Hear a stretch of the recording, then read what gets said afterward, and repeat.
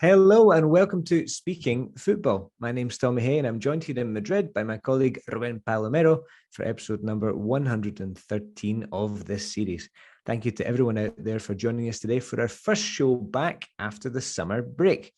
Now, there are lots of interesting things to talk about on today's show. In a few minutes, Ruben and I will be discussing the meaning of the famous English football cliche, a game of two halves. And we'll then go on to our weekly press review. We'll be looking back at some of the things that have happened in the world of football in recent weeks, going in the Champions League, signings, things like that. And Ruben and I, of course, will be learning some new expressions in each other's languages in our Play on Words section. So, show that is packed full of interesting things. First, though, we're going to give you the clues for this week's mystery player in English and in Spanish. Okay, Ruben, welcome back. You can kick us off with clue number one. Clue number one, he won a gold medal at the Olympic Games. Very good. So, ganó el oro en los Juegos Olímpicos. He won a gold medal at the Olympic Games. Clue number two, he only played for 3 teams. How would we say that in Spanish, Ruben? Que él solamente jugó para 3 equipos. That's it. Yeah, solo jugó en 3 equipos de fútbol. So he only played for 3 teams. Fantastic. Clue number 3, Ruben. His hero was Mágico González. Very good. So su ídolo, his hero was Mágico González. Porque tú aquí podrías decir idol. You can also say idol, yeah, your idol is something like that. But normally, I don't know why, in sport, we normally say hero. He was my sporting hero. Idol can be literally like in religion, for example, an idol of Jesus Christ, for example.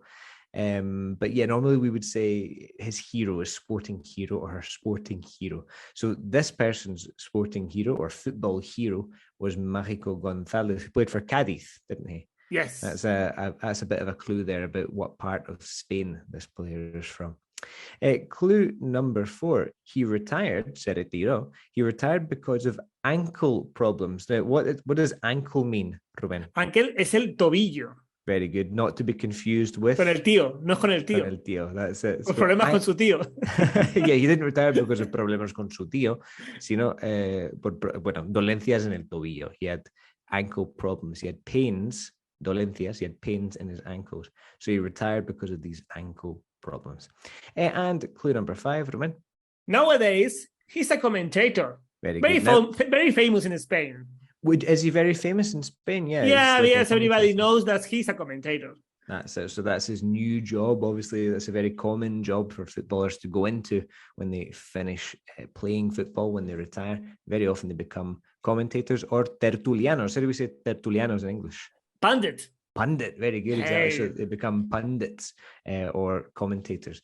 So those are the 5 clues and a few extra bonus clues that we gave you in that section. Who is our mystery player, Ruben? Our mystery player is Kiko Narváez. Very good. Kiko. So I know him more as Kiko than Kiko Narváez. Sí. Yeah. Is that what people normally call him, Kiko? Sí, es que Kiko es un diminutivo de diferentes nombres. Entonces, bueno, pues a veces para dejarlo claro es Kiko, pero Kiko Narváez, por si alguien tiene alguna duda, que pueda ser otro Kiko. That's it, exactly. Yeah, well, I know a lot of Kikos in Spain, but yes, Kiko, Kiko. I think this is a player who's very famous in Spain, but he's not so famous outside of Spain. And I think a big part of that, se debe a, is due to the fact that he only played in Spain and he only played for 3 teams. He's probably most famous for his time at Atletico Madrid. Sí, sobre todo, especially in Atletico Madrid was the team in which he was more popular. Mm-hmm. I imagine in those years it's not so common for the Atletico de Madrid to play Champions or Copa de Europa. Obviously, he played. Remember the year of the doblete. The doblete, of course, 96, 97. Yeah, he's not been 4 or 5 years playing in Champions in Copa de Europa. Yeah, exactly. In the Champions League or the European Cup, I think it would have been Champions League at that time.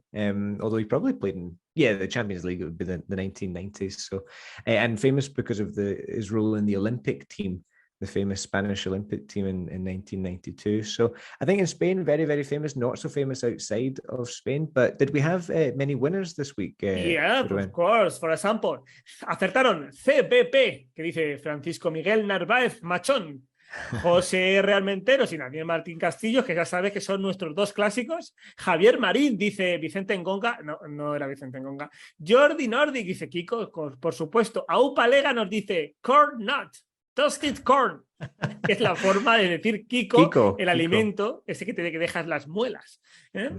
También acertaron Javier Montero. Víctor Alex García nos dice, he's Kiko. He was an Atlético de Madrid ex-player, very funny guy, and an acceptable striker. As a player, he had a stronger character and was very serious on the pitch. I remember the Olympic Games when Spain won the golden medal.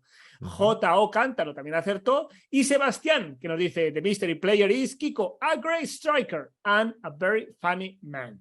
Very good, excellent. So famous for his personality as well. One of the people that wrote in there said that he has a very strong character. Yeah, you'd say un carácter fuerte. Yeah, sí, pero era muy divertido. Yo diría que sería el Joaquín de los años 90. That's a good comparison. He was sort of the 1990s version of Joaquin Sanchez, so sort of funny guy and famous for that as well. I like that, the Kiko. Yeah, so I learned that word when I came to Spain. I remember I used to go to bars with my girlfriend, and my girlfriend loves the Kikos. So she always looks for Kikos, the big nuts when they give you like a little tapa. She said, no, the Kikos are for me. So yeah, Kiko Narváez. I like that corn nut. Sí, como decía Aupa Lega, corn nut. But that's it. Fantastic. Brilliant. Well, congratulations to everybody who took part in that and got the correct answer. Not the easiest one, but very, very good. Remember, we'll have next week's mystery player at the end of today's program, so stick around to hear the clues for that. Now, we're going to kick off today's show with a classic English football expression used by commentators and managers alike, and that means that it's time for this week's cliche of the day. Okay, our cliche of the day is a game of two halves. A game of two halves. What would that be in Spanish, Rubén? Es un partido de dos partes. Yeah, un partido de dos partes. Now, people think, people listening probably think, well, are all games not un partido de dos partes? Are all games not a game of two halves? All games have two halves. But when you're saying, and in Spain we can use that expression in the same way, is that ha sido un partido de dos partes. You are saying that in the first part, in the first half, one team was the best, but in the second half was the opponent. So that the opponent was better. So it implies that there was a contrast between the two halves. That's basically the idea. So we have a tweet from the BBC here on the subject of Glasgow Celtic's 3-0 defeat, derrota, 3-0 defeat on Tuesday against Real Madrid. Remember, we talk about a defeat or a loss, like perdida, to say derrota.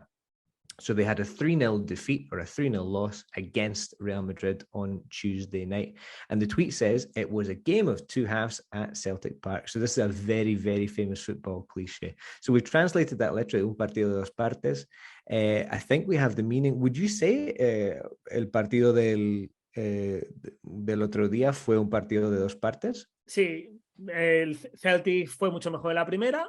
Y el Madrid fue mucho mejor en la segunda. Exactly. Yeah, Celtic were much better in the first half. They dominated in the first half, and then Madrid had 30 minutes of brilliance, of excellence, I would say. They were just absolutely fantastic for about 30 minutes, and that really killed Celtic. Carlo Ancelotti said it was like two games. Ha sido como dos partidos. It was like two games.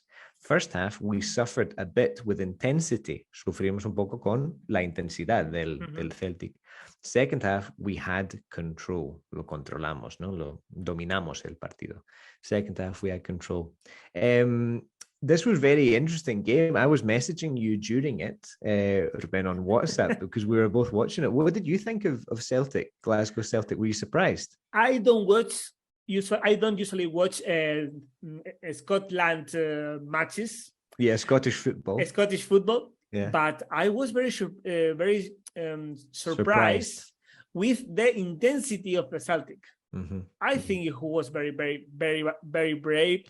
They were attacked. They were waiting that they weren't parking the bus. No. And they tried to score. And obviously they got it. I think they had bad luck. Maybe Real Madrid in the second half is going to beat them. But in the first one, maybe they can score 1 or 2 goals. Yeah, exactly. So this is a good structure that we can use. Podría haber marcado. They could, remember when we talk about a team, it's plural. So we would say they could have scored. They could have scored, yes. Yeah, there was a chance after about 7 minutes, I think. It was Abada was the name of the player. He put the shot just wide, just next to the post. And then Callum McGregor, who's the captain, he hit the post. Dio con el palo. He hit the post. Remember in English, golpeamos el palo. He hit the post. So they were very unlucky. And then there was an amazing chance with the Japanese player, Maeda, at the beginning of the second half. Do you remember that? And that was for me, it was a gol cantado. Can you remember how to say gol cantado? Oh my God, I forgot that. We learned at the program. Yeah, exactly. We learned it just before last summer. Think of the verb sentarse. Sentarse is to sit, isn't it? To sit. I don't remember. So it's a sitter. Sitter, yeah. Sitter, yeah. S-I-T-T-E-R. Okay, sitter. And it's quite difficult for Spanish people because if you pronounce this wrong, it's un poco vulgar. It's a little bit vulgar. Okay, so you don't want to say sh, you want to say s. Okay. Yeah, that's very important. The difference is you want to say the S, sitter. That's it. Or if you do the other way, sh. You have to descargar. Don't go. Shh, no, stop it. Sitter. La lengua. La clave es la lengua, eh? I always say to people, it's like Sevilla. You don't say Sevilla, you say Sevilla. Seville, exactly. So sitter is un gol cantado. So Celtic missed a sitter at the beginning of the first half. And then, as Ancelotti said, I think Real Madrid started to take control of the game. And that intensity dropped. The intensity dropped a little bit in the second half, but a lot of the players and a lot of people have been commenting on the fans at Celtic Park on just how fantastic they were. Did you hear like the noise, the noise of the stadium? It was amazing, I thought. And el ambiente, the atmosphere in the stadium it's a very, very special place. And Ancelotti, Modric, Kroos, they were all commenting on it. Alaba as well. Don't forget that the first champions of Copa de Europa in the British football was Celtic. Won for Celtic. Exactly. It was won by Celtic in 1967. And you know an amazing thing about that? Not only were they the first British team to win the European Cup, is that all of their players, all of them, were from Glasgow. Yeah. Not just Scotland. They live around 30 kilometers around Glasgow. Around the stadium, yes. So none of them were born like more than 30 kilometers from the stadium. It's an incredible achievement, not just... it's not even like they were all Scottish. They were all Glasgow, which is just absolutely incredible achievement. So this is the thing, I would love if a team like Athletic Bilbao, for example, could win something big. I think it would be fantastic for football, to go back to these things. The Celtic team nowadays, like most teams, is very international. If you look at the amount of Scottish players in the team, there are some. Taylor, the left back, McGregor, the captain, and one or two others. Turnbull is a centre midfielder. But most of them are foreign players. And the manager, do you know where the manager of Celtic is from? I don't know. He's from Australia. No way. Yeah, an Australian manager. Very, very strange, isn't it? But he was the manager of the Australian team. He managed in Japan as well. That's why there are some Japanese players who play for Celtic at the moment. And he has this fantastic style of attack. Oh, one thing, Erwin. If you want to say estaban atacando, you have to say they were attacking. Attacking, exactly. They were attacking a lot in the first half. But yes, the criticism, the negative thing about some people say about the Celtic team is that they have a plan A, but they don't have a plan B. They know how to attack, but they don't know how to park the bus if they have to. So very exciting anyway, and good football to watch. It's the kind of football that we enjoy seeing in Europe. So that's it. Well, that's our cliche of the day, a game of two halves. Very, very, un partido de dos partes, a very, very common football expression, football cliche that I'm sure you'll now hear everywhere when you follow English language football in England or in Scotland. Very good. Now we're going to return to our challenge section, which we call Play on Words. Okay, now this section, has been a little while since we did this section. So Play on Words, it's a game that Ruben and I like to participate in on this show.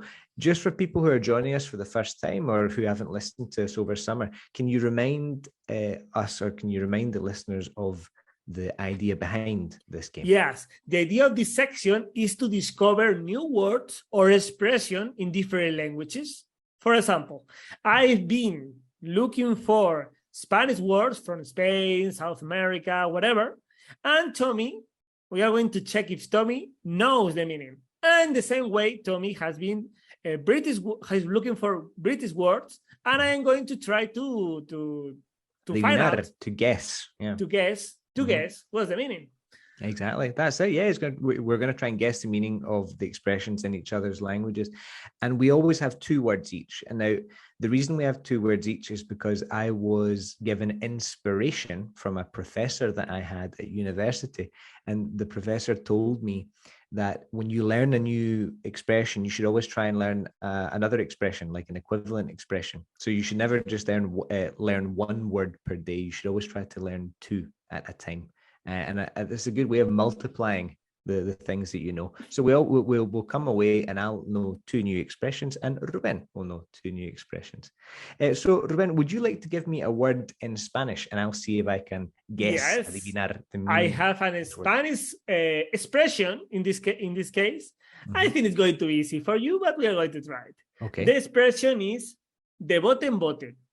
De bote en bote. Yeah. De bote en bote. Interesting. Bote. And it's very common to hear the same sentence. Very good. So it's very common to hear the same sentence. Yeah. Yes. It's very common. Okay, very common to hear the same sentence. De bote en bote. De bote en bote. Y la frase que se puede escuchar, el estadio estaba de bote en bote. De bote en bote. Okay. It's interesting. Now, a bote is a type of container, isn't it? Bote. For example, te voy a contar luego de dónde viene esta expresión y el motivo, pero te adelanto que viene del francés y no tiene mucho sentido la traducción. So it comes from French. Yeah. That's interesting. So I don't know if it comes from boîte in French, which means caja, but bote is like a container, like a jar, we would say. So it's a jar that you would... Yeah, un bote... un bote sería donde guardas el tomate triturado, lo metes en un bote y lo metes en el frigorífico. Exactly, yeah. So we would say jar, J-A-R, like the song by the, who is it, Metallica, Whiskey in the Jar. Yeah, it literally means whiskey in el bote. Okay, so some people they don't have whiskey in a bottle, they have whiskey in a jar. So, yeah, and when I used to live with flatmates, when I used to share a flat with people, we had a bote. We had a jar where we used to put money for things that we like at the supermarket. So kitchen paper or toilet paper or bleach, lejía. We always used the bote. So we used the jar. So if a stadium is de bote en bote. Bueno, bote puede significar más cosas. Bote puede ser del verbo botar, porque no te he dicho cómo se escribe. Puede ser un bote, pues cuando... pues luego hay palabras que vienen de rebote. Ajá. Podría ser. Te estoy despistando más que nada. Sí, me está despistando. He's trying to confuse me. Confundir. He's trying to confuse me. Botar means to bounce as well, to bounce like a ball. O botar la pelota o votar en las elecciones, que se escribe con V. Tú vas a votar un candidato. Sí, pero el sustantivo, but the noun of that would be voto. So I don't think it's the same thing. I don't think it's the same thing. I think he's trying to confuse me. Pero el pasado del verbo votar es vote. That's true. Bote. See, he's trying to test my Spanish to the next level here. I think it's something. So it's something you gave me. Me has dado una pista. You gave me a clue there, and you were talking about el estadio. El estadio. Sí, es muy buena pista. El estadio, pues está de bote en bote. So is it something related to fans? Yeah, Supporters. it's something related to fans. Yes. Would you have described Celtic Park on Tuesday as being this? Yes, sí. Okay. El estadio de Celtic Park estaba de bote en bote. De bote en bote. So it's like a positive thing, like a very good atmosphere. Sí. Very good. Do you know in English we can say that a place is jumping, saltando. El lugar botando. está saltando. El lugar está saltando. Oh, the stadium was jumping the other night. So I'm going to say that. I think the stadium's jumping. It's an electric atmosphere and there's a lot of people there and it's just very loud and good. Is that the idea? Is that your answer? Yeah, let's go for it. Your answer is that the people was jumping? Well, there's a very good atmosphere. The stadium's full with people. Está lleno. It's full of people. Like, I think it's like yes, that. okay. The stadium is full. De bote en bote, es que el origen lo tenemos en una expresión francesa que luego se castellanizó, que la expresión era de boat en boat.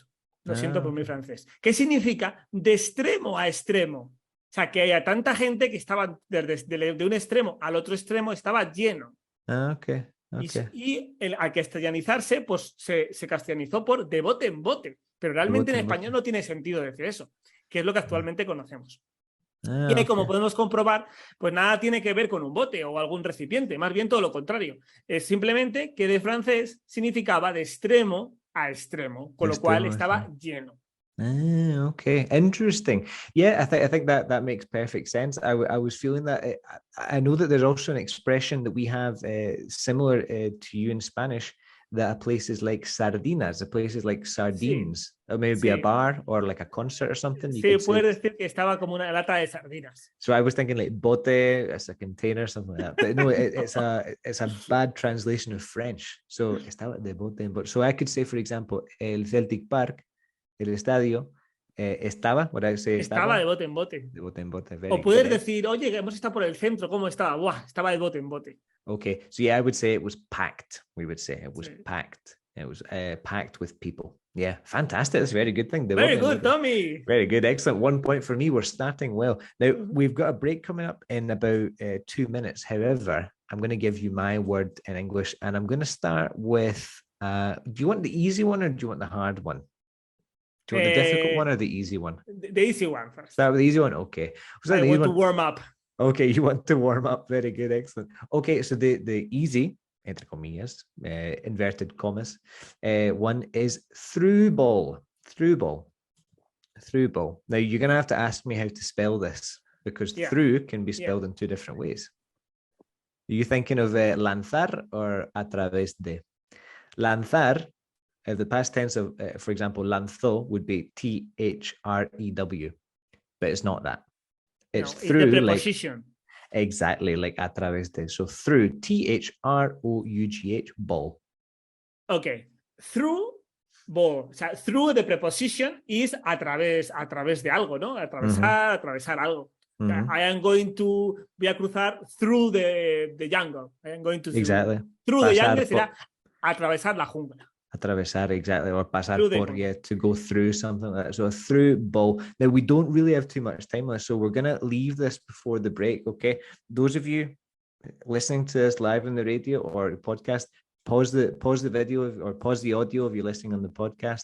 And those of you listening live on the radio, spend the break thinking, what could a through ball be? A través de balón. It doesn't make very much sense. Stick around and we'll find out the meaning of this word through ball. Okay, we are back with Speaking Football, and we're back with our Play on Words section, where Ruben is trying to guess the meaning of the English expression through ball, THROUGH, ball like balón or pelota. Talk to me, Ruben. What do you think this could be? Well, I think I am going to break it down. Okay, good idea. Through is a través de algo, through the ball. Through the jungle, through the whatever. Estoy atravesando algo, use through. THROUGH. Very good. And ball es pelota, como todo el mundo sabe. Creo que lo sé. Can be a kind of pass. It can be a kind of pass, yeah. Yeah, because I think, and when I wrote my book, Speaking in Football, you can find that word. And when you have a word I have in my book, it's easier for me because I usually been investigating about it. I think when you use through ball is when you are doing a pass in order to through a line of pass. Something como when you are going to pass, cuando pasas, en español decimos algo parecido a cuando pasas al hueco. Cuando un pase pasas al al hueco. hueco. Okay, so when you make a pass or when you play a pass through a gap, we would say gap. So hueco is gap. G-A-P. Sí, sí. Yeah, si vas en el metro de Madrid o en el metro de Londres, siempre te lo recuerdan. Exactly. Mind the gap. Mind the gap. Yeah, cuidado con el hueco. Yeah. So yeah, you play a pass or you make a pass into a gap. Okay, you think that would do it? I think there's a more direct translation in Spanish, but I think I'll give you the point for that. To play a ball into a gap. Okay, I'll give you it. I'll give you that. I think a through ball is a filtro. That's what I would say. Filtro. Or pase. Would you say pase filtrado? Sí, un pase filtrado. Sí, un pase filtrado. Pero bueno, es prácticamente lo mismo. That's it. And the verb filtrar. Do you know what verb? Because through ball is a sustantivo. It's the noun. Do you know what the verb would be? A through ball. What would we say? To filter. No. You filter water. You filter water. You filter. You can say to give. To give a through ball, that's good. Yeah, to give a through ball. Most common thing would be to play a through ball. To play a through ball. So, for example, I don't know. You could say Modric played a through ball to Vinicius. You could say that. Maradona played a through ball to Burruchaga. He played a through ball, so it's like filtro. So that's what we would say, to play a through ball. Very good. 1 point to you, Ruben. Very good. Excellent. Okay. Now, this will be difficult because this won't be from Spain. This will be from another country, I imagine. Yeah, we are going to know another country. We are going to know a country you love. That is Argentina. Peru. Oh, Peru. Wonderful. Peru is great.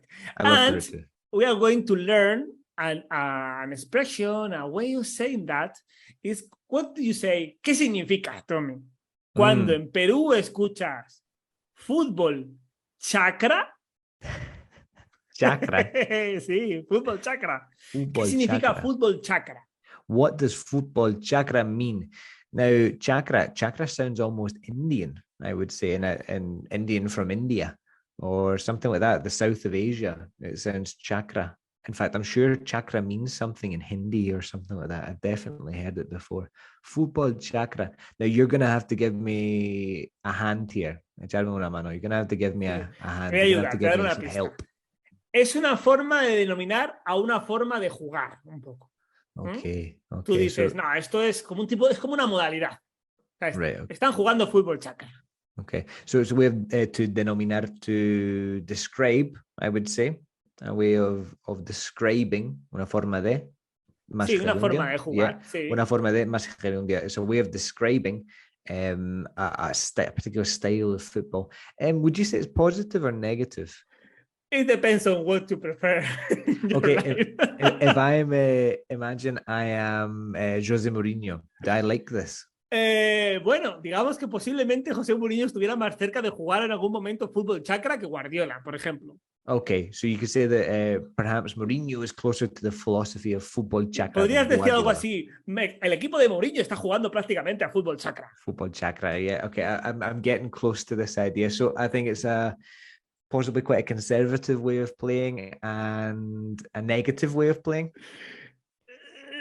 Imagino que hay gente que le gusta y dirían... But some people like negative football. For example, in Italy, for years, the people were big fans of negative sí, football. Pero no, eso no es fútbol chakra. O sea, no. El catenaccio no es fútbol chakra. No tiene por qué ser, no es fútbol chakra, pero digamos que se puede aproximar más. Es que yo diría que el fútbol, que Mourinho puede ser el entrenador, es que es difícil, puede ser el entrenador que más próximo ha estado a llevar a alguno de sus equipos a jugar fútbol chakra. Pero, por ejemplo, que el catenaccio sea una filosofía de juego basado en la defensa y tal, no tiene que ver realmente con el fútbol chakra. Es un matiz diferente, es una modalidad diferente. Es que, digamos que Mourinho estaría mucho más cerca del catenaccio, por ejemplo. Yeah, so Mourinho's more like the classic Italian catenaccio, defensive, ultra defensive, like trying to park the bus, you'd say aparcar el autobús, to park the bus. So it's not quite that. There's something else. There's another matiz, there's another element, there's another shade here of something. Yeah. Tienes que pensar que el fútbol chakra es una forma de jugar que no necesariamente está permitida. Okay, I think it's a big clue. So it's a way of playing that's not necessarily allowed. It's not necessarily legal to play this way.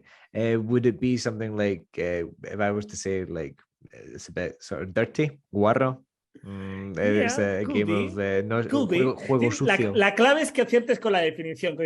¿Qué es el fútbol chakra? Es decir, fútbol chakra es jugar muy fuerte. Fútbol chakra es acertar con la definición. Ya lo tienes, porque te da una pista muy buena y ahí simplemente tienes que encajar exactamente cuándo se utilizaría fútbol chakra o qué significaría fútbol chakra para un peruano.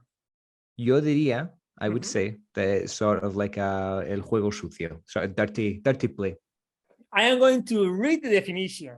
Okay. Fútbol chakra es una modalidad en lo que vale todo, que busca pegar más a la pierna que al balón, que es una mezcla casi entre rugby y cachascán y que muy pocas veces los equipos terminan con sus jugadores completos.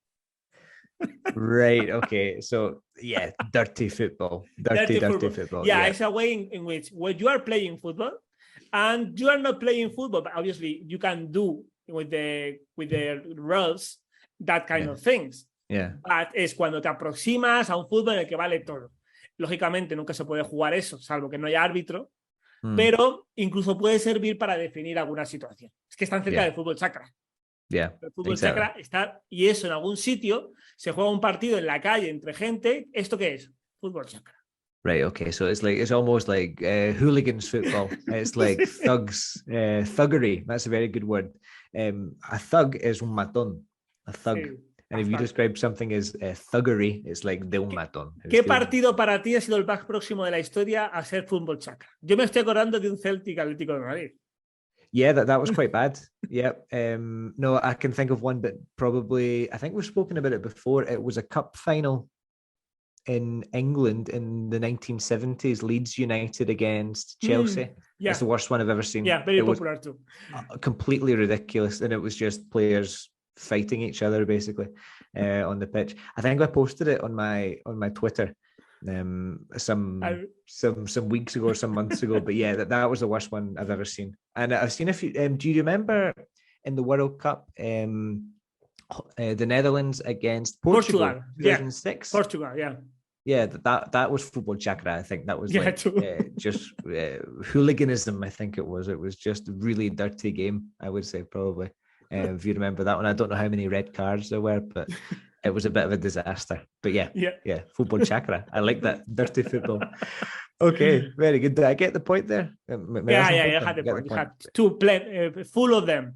Very good, excellent, fantastic. Now, I can't remember if we've had this one before. It's a word in English that I really, really like, and I was reminded of it again this week.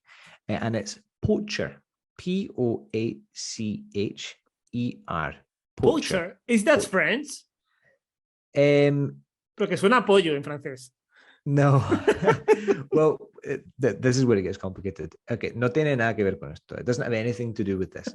But if you poach an egg, that comes from French. Un huevo pochado. Pochar un huevo. Pochar to un poach huevo. an egg. But a poacher no es un pochador de huevos. Okay, it's nothing to do with pochador. It's something else. ¿Un poacher hunter? ¿Es hacia la edad? Poacher es a cazador furtivo. Pero es poacher, o sea, no, yo es que recuerdo haber leído en algún momento poacher hunter. Poacher hunter. Poacher normally we would just say. Poacher. O sea, un cazador furtivo. Okay. Yeah. Wow. And poaching is la caza. Yeah, it would be. Okay. A poacher. Poacher podría ser un cazador furtivo o un huevo pochado. ¿Qué es un cazador furtivo? Un cazador furtivo, vale. Pero ¿eso qué es? ¿Es legal? No es legal. Es una persona que caza animales ilegalmente. Okay, estamos hablando de algo ilegal. It's a person who hunts animals in an illegal way when they shouldn't do it. So. Okay. sea, a ver, tengo dos opciones. O empiezo por el huevo pochado o empiezo por el cazador furtivo e intento asociarlo a algo con el fútbol. Igual te estoy despistando con las dos posibilidades. Maybe I'm confusing you with both. Ok, a ver, huevo pochado me cuesta mucho encontrar una similitud. Okay. Cazador furtivo o un cazador. No, sí que hay alguna expresión en fútbol que es un cazagoles o algo así, que se parece, que podría ser. O un cazador, a poacher puede ser alguien que es un cazador furtivo que hace cosas ilegales para conseguir los goles, podría ser también. O sea, me estoy viendo por ahí, alguien que hace cosas ilegales o alguien que caza goles, que puede ser, como decíamos, un fox in the box o alguien amante del fútbol chakra. I think you're closer with the first possibility. For example, can you give me an example of a poacher player? Okay, now here's I'm going to make it quite difficult for you. Let's see. I'm trying to think of somebody who scores. Okay, so it's a striker. Okay, it's a type of striker. A striker. That's a clue. But I'm going to give you two. Okay, so for example, David Villa, okay, and Erling Haaland. One is a poacher, in my opinion, and one isn't a poacher. ¿Cómo? Okay, uno es un poacher. Sí, one's a poacher, and one isn't a poacher. David Villa, Erling Haaland. And who is the poacher? Well, that's the question. Well, I would say, okay, so both of them are cazagoles, no? Both of them score lots of goals. They're natural. Sí, pero por ejemplo, goal scorers. Bueno, es que depende, porque Villa jugó mucho de extremo en el Barcelona, entonces ya no era tan cazagoles. Construía desde un lateral. Pero en la selección. Pero la selección sí puede ser. Team. Yo, por ejemplo, para mí, si fuera un cazagoles, yo no diría que Haaland es un cazagoles, porque arranca de lejos, pero, por ejemplo, a lo mejor sí que sería un cazagoles Julio Salinas, que jugaba más en el área y estaba como cerca de la portería y ahí era muy bueno. Entonces, Eso es, okay? So exactly, it's a player who scores lots of goals that very close to the porteria, close to the goal. A poacher, yeah. Okay, that's a poacher. If you look at Erling Haaland's goals this season, I think he scored maybe 6 from about 4 meters away from the goal. It's unbelievable. So a player who scores lots of goals very, very close to the goalkeeper. He doesn't necessarily score a lot of goals from outside the box. It's mostly from inside the box. And what would you say in Spanish for that? El jugador que hace eso. A player that does this. Que recorre una distancia y que es un finalizador. Básicamente que solo marca desde 4 metros o 6 metros. Es un cazagoles. Cazagoles. Siempre dentro del área. Siempre dentro del área. Que lo que cae lo mete. Y hay que tener cierta habilidad. Es un Esquilachi de Italia 90, es un Julio Salinas, Gary Lineker también. Yeah, we've definitely spoken about this before, but I think maybe 2 years ago I think we spoke about it, but it's absolutely correct. Yeah, poacher, so a cazagoles, una persona que marca dentro del área siempre. Very good. So Haaland is the best poacher in the world, I would say, at this particular moment. Very, very good. Un empate, a draw. A draw. 2-2. Lots of interesting expressions. So we have poacher, cazagoles, through ball, un pase filtrado. To play a through ball, which would be filtrar. And our 2 ones. Fútbol chakra. Y de bote en bote. That's it. Fútbol chakra would be a Peruvian expression for like dirty game, thug kind of game, dirty football. Yes, you're going to go to Peru and say, we're going to play football, but it's fútbol chakra. Maybe you have to think about if you're going to play that game. Yeah, or you need health insurance, no? Seguro. You need a health insurance. And the other one was de bote en bote. If the stadium está de bote en bote, we would say the stadium is packed in English. So Celtic Park the other day was packed. And if there's a good atmosphere, we say it was jumping. It was jumping. Estaba saltando, botando el estadio. Very, very good. Excellent. Well, really, really good. A nice draw to start off our academic year. 2 points each. So I'm very, very happy with that. Now it's time to have a look at what's been happening in the world of football. And that means that it's time for this week's press review. So we're going to start our press review by talking about Mr. Erling Haaland. There's a title in the newspaper here. Manchester City striker does not just score goals, he smells them too. Okay, to smell goals. What do we mean by to smell goals, Willie? Huele los goles. A ver, smell es como olerlo, ¿no? Olfato. Oler, yeah, Mm. oler. Now, yeah, so this is interesting. So if you smell something, it's like lo hueles. And if you smell of something, that would be huele a. Okay? So Olfato de gol. exactly. So tiene el olfato de gol. Yeah? Would you say that you would say that in Spanish? Sí, tener olfato goleador. Ah, tiene Tienes olfato olfato goleador. Very good. Okay, so in English we would say that this player smells goals. He smells goals. So Manchester City striker does not just score goals; he smells them too. The subtitle would be, or the sub heading would be: some strikers rely on power, some rely on instinct, but Haaland has both, as he proved in Seville. Now, what's this verb to rely? R-E-L-Y. To rely on something. It can mean a lot of different things. Es algo así como destaca. Destaca would be to highlight. Highlight. Yeah, so it's not quite that. To rely on somebody would be estar pendiente or it could also be fiarse de alguien, to trust somebody. So if I said to you, for example, se fía de like su potencia, su poder, it means like he uses this. Okay, this is su arma, this is his weapon.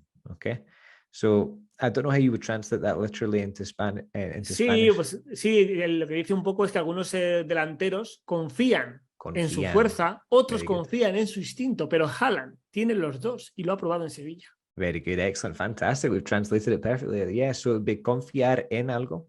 We would probably say that. So some strikers rely on power, some rely on instinct, but Haaland has both, as he proved in Seville. And it was an incredible performance, not just by Haaland, but by City in Seville.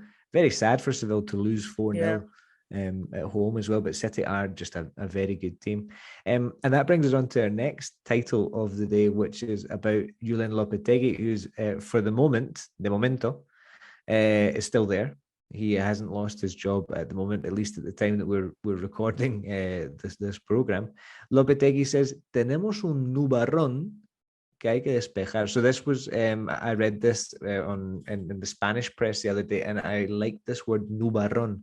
What is a nubarrón, Rubén? A ver, voy a intentar aplicar la tecnología inglesa para acertar esto. Normalmente cuando tenéis esas cosas soléis decir algo así, no diríais a big cloud, pero algo así como a grey cloud or a black cloud, something like that. You know? Yeah, exactly. Yeah, so like nube, it would probably be the origin of this, and nubarrón suggests that it's big. If it ends in on, it means big or great, like peliculón is a great film or a fantastic film. Nubarrón would be a big cloud, and in English what we normally say is a black cloud, as you said, or you can say a dark cloud, like oscuro. This word dark is what we would say. So we have a black cloud or a dark cloud que hay que despejar. Despejar. Now, what's the verb that we use for this? Clear, no? Clear. You can say clear. Exactly. And remember, we use this for like normal everyday things like despejar la mesa, to clear the table. And also in football, despejar. To clear the ball. To clear the ball, exactly. Despeje, the sustantivo, is a clearance. Clearance. Yeah, C-L-E-A-R-A-N-C-E. That's a clearance. So we have a dark cloud that we have to, I wouldn't say that we have to clear, I would say that we have to get rid of. I would say deshacerse de, to get rid of something. That's how I would translate this. So we have a dark cloud or a black cloud, a big black cloud that we have to get rid of. The subheading is: el entrenador del Sevilla sigue sintiéndose fuerte, entre comillas, reconoce que el Manchester fue superior y recuerda que la plantilla está disminuida. Now, what's the big problem that I have with this sentence, Rubén? You can see it in negrita, in bold, in the thing that I've sent you. Reconoce que el Manchester fue superior. What's the problem with that sentence? El Manchester. Que desde luego hay varios equipos en Manchester. Desde luego, of course, yeah. There are several teams in Manchester. Concretely, there are two big teams. There are two big teams, and to say el Manchester. ¿Sabes por qué pasa esto? Tell me. Por ejemplo, si tú pusieras en un titular reconoce que el Madrid fue mejor, nadie pensaría que es el Atlético de Madrid. Yes, it's true. Yeah, like we do this as well with Spanish team. I'll talk about that in just a second. But it's a big mistake that I hear in the Spanish press, and also when I talk to people. I like Manchester. I always say, "Well, ¿cuál? Which one? The Manchester City or Manchester United?" So, in what you should say, lo que deberías decir, what you should say is el City. Okay, that would be the correct thing to say. If you say City, everybody knows that you're talking about Manchester City. And if you say El United, everybody knows that you're talking about Manchester United. Cometemos el mismo error. We make the same mistake when we're speaking in English and we talk about Real. We say Ange Postecoglou, the Celtic manager, on Tuesday, he said Real were fantastic. Now, in Spain, La Real is not Real Madrid. Who's La Real in Spain? La Real es la Real Sociedad. Exactly. But we say Real sometimes when we're speaking in English. So I don't correct people porque no quiero ser un flipado. I don't want to be arrogant. Okay. I don't want to sound arrogant or cocky, chulo, when I talk to my English speaking friends. But I always say, no, people in Spain don't say Real. When you say Real in Spain, that's Real Sociedad. What you should say is Madrid. Now, it's the same in English, okay? So, no digas nunca, never say el Manchester. You have to say el City. And you also have to say United for Manchester United. That's just a little thing, a little problem that I have. So now that we've finished that, we'll never make that mistake again. So Lopetegui is a very bad time for him. What do you think will happen with Lopetegui? It's going to be very difficult because they have not the last year. I thought that they didn't have good strikers, but they are very good defending because they are playing with Koundé and Diego Carlos. But now they don't have that stability in the defense, and it's very difficult to keep the result of the last year without that. Yeah, exactly. Yeah, it's very difficult to keep these results or to maintain these results that they achieved last year without the core, the center of the team. That they, especially that they had their defense, that rock of Koundé and Diego Carlos. I think it'll be very, very difficult for them. So a very difficult season ahead for Lopetegui. I love Lopetegui. He's one of my favorite managers. So I hope he continues, and I hope he does okay. And I hope Sevilla turn it around. Remontar is another way. To turn something around is another way of saying remontar. So to turn a game around or to turn a season around. I hope Sevilla can do that. Number 3, Kylian Mbappe nets brace brace. That's very, very, very strange. He nets brace as PSG begin the Champions League with a win over Juventus. Now, braces are brackets like what you have in your teeth. What's a brace? Do you know? In Spain, everybody knows what a hat-trick is. It's when you score 3 goals, but nobody knows when you score 2. That's a brace. That's a brace, exactly. In Spanish, you would say doblete? Un doblete, sí. Un doblete. So this is kind of journalistic language to net a brace. Think of net like la red, the net of the goal. If you net a brace, it's just a way of saying you score a brace. To score a brace, marcar 2 goles, marcar un doblete. Very good. So Mbappe scores 2 goals. He nets a brace. He scores a brace as PSG begin with the Champions League win over Juventus, or against Juventus, you could say as well. The France international took just 5 minutes to put his side in front. To put your side in front would be to marcar el primer gol. Yeah, to score the first goal. So he put abrir el marcador. Abrir el marcador, that's it. Okay, so he opened the scoring, or he put his side in front, or he scored the first goal. There's 3 examples after just 5 minutes. And then he ran on to Neymar's through ball. So we see this word, pase filtrado, again, Neymar's through ball. So Neymar played a through ball, and Mbappe ran on and controlled the ball and scored. And he scored his second goal with just 22 minutes gone. So PSG, very good start to the season. We don't have too much time, but did you see la polémica, the controversy with Mbappe during the week? I don't know if you heard. Yeah, I remember in a conference press, they asked him about press conference. They asked about how they are going to travel in order to be more ecological, ecological exactly. with the planet. Yeah, and he didn't seem to take the question very seriously. So I was a little bit angry with Mbappe on Tuesday. I'm still a little bit angry because I think it's a very arrogant way to conduct yourself. And I think footballers, I have to say, a lot of footballers live in una burbuja. They live in a bubble.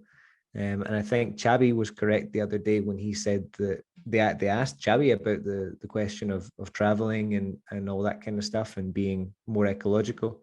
And he said something like, no podemos vivir en una burbuja. We can't live in a bubble. So I agree with Xavi, and I think Mbappe should think again, about his attitude and all that kind of stuff. Speaking of Xavi, our very last article, what did you think about Barcelona? They look like they're back. Well, finally.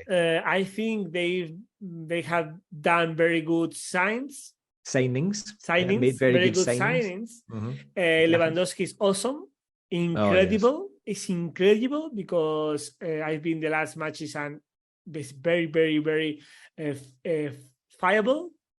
It's reliable. I think Dembélé is playing awesome.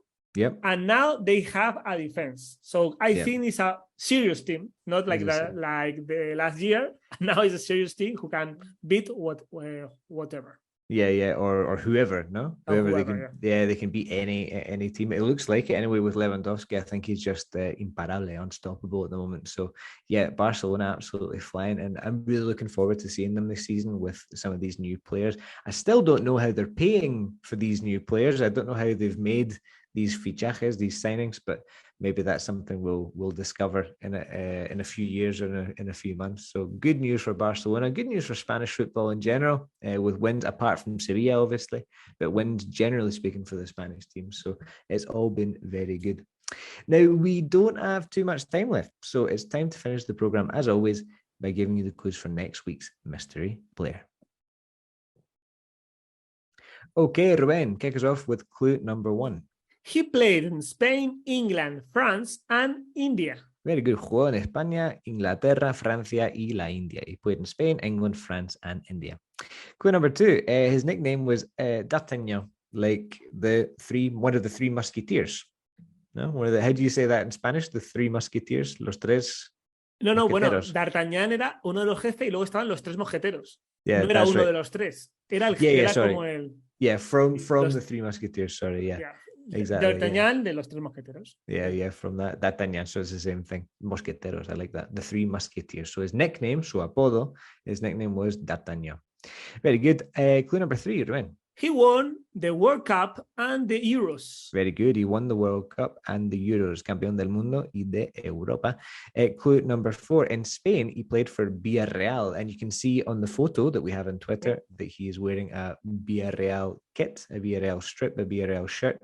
But you can't see his face. But you can see that's who he played for in Spain.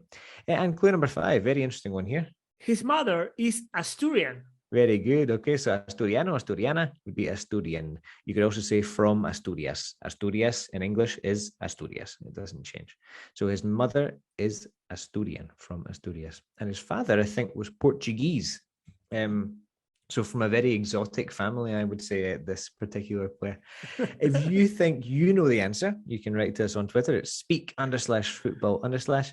Remember, you can listen to all of our programs on ebooks.com, where you can download the show as a podcast and listen to it whenever you like. If you're listening on the radio, stick around with us here for some more great English learning content. Thanks for joining us as always, and we'll see you again soon. Bye-bye. Oh, you remember, Tommy, ask me what are we going to do this weekend? What are you going to do this weekend? I'm going to go to the newsstand because I want to buy a book. What book do you want to buy? I'm going to buy Toy Story 4. Do you know why? Why? Because I want to do the collection of 20 books. Do you know who appears in that collection? I don't know, probably a very handsome man. Appears Tommy Hayes, the voice of different characters of Disney. And you can get the books in El Mundo and Marca.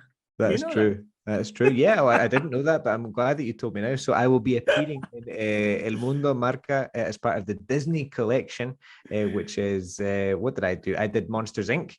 I did, how do you say Monster? Is it Monsters S.A.? Monstruos S.A. Monstruos S.A. Monsters S.A. Monsters Inc. I did Mickey Mouse and The Incredibles. Los Increíbles, The Incredibles. O sea, que podéis escuchar a Tommy en los libros de Disney, colección que empieza este 10 de septiembre y todas las semanas habrá un libro nuevo. Nah, había que decirlo, Tommy. That's it. Yeah, I know. I'm very proud of it. It's nice to do something outside the world of football. So if you're interested in that, go to the newsstand this Saturday, every Saturday for the next, how many weeks? Pues 20. 20, the next 20 weeks. So if you're interested in learning English through Disney instead of football, you know where to go. Well, thanks for joining us as always, and we will see you again soon. Bye-bye. Bye.